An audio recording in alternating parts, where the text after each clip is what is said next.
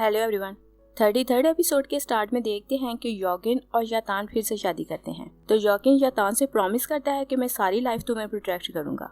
और फिर वो आकाश पर रेनबो देखते हैं तो जिवे कहती है कि ये तो शिया क्लैन की तरफ से ब्लेसिंग का साइन है और मुझे लगता है कि माँ ने आप दोनों के लिए ब्लेसिंग्स भेजी हैं। तो योगिन यातान को बाहर लाकर बताता है कि जब इमॉर्टल्स की शादी होती है तो शिया क्लैन आकाश पर रेनबो ब्रिज बनाता है और ये ब्लेसिंग होती है जिससे कपल की मोहब्बत फॉरएवर रहती है। नेक्स्ट सीन में देखते हैं कि डीमन क्वीन को क्योंकि डीमन किंग ने पनिश कर दिया था कि उसी की प्लानिंग के कारण डेंगू मारा गया और चौफेन को यहाँ से जाना पड़ा। जू का भाई वहाँ आता है तो क्वीन को इतने बुरे हाल में देखकर कहता है कि मैं अपने भाई और प्रिंस डेंगू का बदला लेना चाहता हूँ। तो क्वीन कहती है कि पहले तुम चौफेन को हरा नहीं सकते थे और अब योगिन भी उसके साथ है तो तुम उन दोनों से लड़ नहीं सकते। तो येन कहता है कि मैं उन्हें नहीं मार सकता मगर मैं उनके प्यारों को मार कर उन्हें वैसी तकलीफ दे सकता हूँ जैसी उन्होंने आपको और मुझे दी। तो क्वीन कहती है कि तुम्हारा मतलब है कि तुम चिंगकोई और यातान को मारोगे। तो फिर वो अपनी पावर और अपनी नफरत उसकी बॉडी में ट्रांसफर करती है तो येन के दिल में नफरत ही नफरत भर जाती है। क्वीन कहती है कि उन्हें मारे बिना वापस नहीं आना। और दूसरी साइड पर हम देखते हैं कि चौफेन अपनी एजेंसी योकिन के निकनेम हार्टलेस के नाम से खोलता है। तो योकिन पहले उसकी बात का बहुत बुरा मानता है और फिर चिंगकोई के अच्छे फ्यूचर के लिए मान जाता है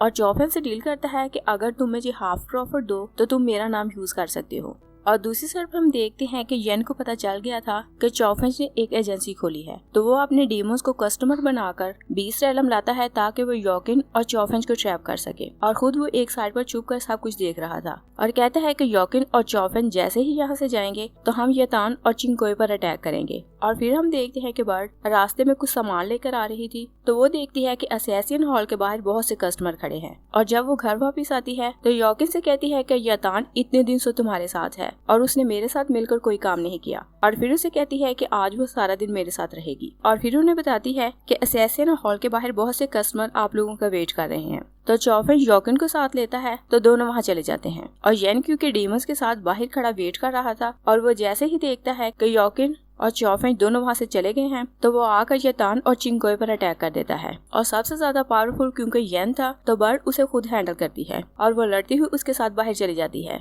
और वो तीनों मिलकर बाकी डीमन से लड़ती हैं। मगर चिंगकोई ये देखकर हैरान रह जाती है कि यातान जिस डीमन को भी हर्ट करती है वो ब्लैक ऐश में कन्वर्ट होता है और फिर डिसअपीयर हो जाता है मगर उसके पास सोचने के लिए अभी टाइम नहीं था। और जब वो लोग बाहर आती हैं तो यातान येन से लड़ती है तो येन उसे हर्ट कर देता है। तभी वो डीमन क्वीन की दी हुई पावर को यूज करके उस पर अटैक करने लगता है तो बर्ड सामने आ जाती है और बर्ड क्योंकि पहले ही बहुत घायल थी तो येन उसका गला दबाकर उसे मार देता है और खुशी जानती थी कि वो उन दोनों बहनों को मार देगा और उसकी इतनी पावर नहीं थी कि वो दोनों बहनों को खुद प्रोटेक्ट करती। तो वो वहाँ डोंगची मैजिक की फॉर्मेशन बनाती है और उस फॉर्मेशन के कारण यातान और चिंगकोई में गार्डमा ट्री के ट्विन फ्लावर की क्वालिटीज और पावर अपीयर हो जाती है। तो येन उन्हें देखकर हैरान रह जाता है कि वो दोनों डोंगची क्लैन से बिलोंग करती हैं। दूसरी साइड पर देखते हैं कि योगिन और चौफेन एजेंसी जाते हैं तो योगिन जब कस्टमर से मिलता है तो वो नोट करता है कि सब कस्टमर की बॉडी पर कुछ घाव थे तो उसे रियलाइज होता है कि ये लोग ठीक नहीं और जैसे ही वो उनसे लड़ने के लिए तलवार निकालता है तो वो सब के सब वहाँ से भाग जाते हैं। चौफेन कहते हैं कि ये लड़े बिना यहाँ से क्यों भाग गए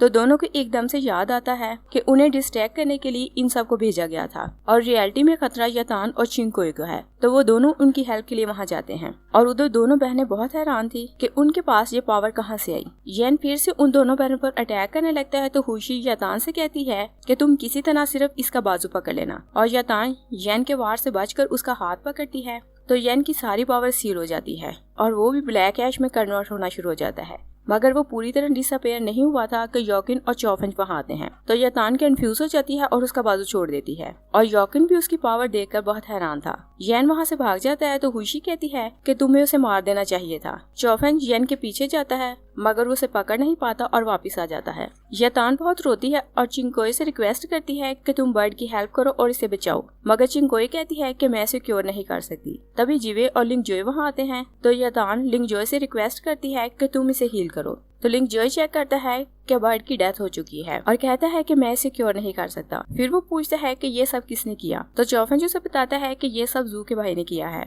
तो लिंगजोय से लड़ने लगता है कि तुम्हारे कारण सारे डीमन हमारे पीछे पड़े हुए हैं मगर योगिन और जिवे उसे रोक लेते हैं और बर्ड क्योंकि लिंगजोय की असिस्टेंट और बेस्ट फ्रेंड थी तो उसके फ्यूनरल पर सारा पैलेस बहुत दुखी था। लिंगजोय कहता है कि हम इसकी डेड बॉडी को कैंडर माउंटेन पर ले जाएंगे क्योंकि इसकी बर्थ प्लेस वहीं की है। तो यातानु से कहती है कि मैं भी तुम्हारे साथ जाऊंगी। होशियो से कहती है कि आप वहाँ नहीं जा सकती। तो यतान उसकी बात सुनकर कहती है कि मैं वहाँ क्यों नहीं जा सकती, और फिर उससे पूछती है कि तुम हम लोगों से क्या छुपा रही हो और मैंने वो इम्प्योर एयर कंज्यूम क्यों की। तो चिंकोए भी उसे पूछती है कि मैंने थोड़ी देर पहले जो पावर फील की वो क्या थी। तो होशियो ने कहती है कि मैं आपको अकेले में सब बताऊंगी। लिंगजोए कहते हैं कि हम सब एक दूसरे को बहुत ट्रस्ट करते हैं और तुम जो भी बात है हम सब के सामने बताओ। तो होशियो ने बताती है कि वो पावर मेरी नहीं थी जो आप दोनों की बॉडी में अपीयर हुई, क्योंकि वो पावर आप दोनों बहनों की अपनी थी और आप दोनों बहनों की बॉडीज में गार्डमा ट्री के ट्विन फ्लावर के स्पिरिट्स हैं और उन्हीं स्पिरिट्स के कारण आप दोनों ने जन्म लिया और रियलिटी में आप दोनों डोंगची क्लैन से बिलोंग करती हैं।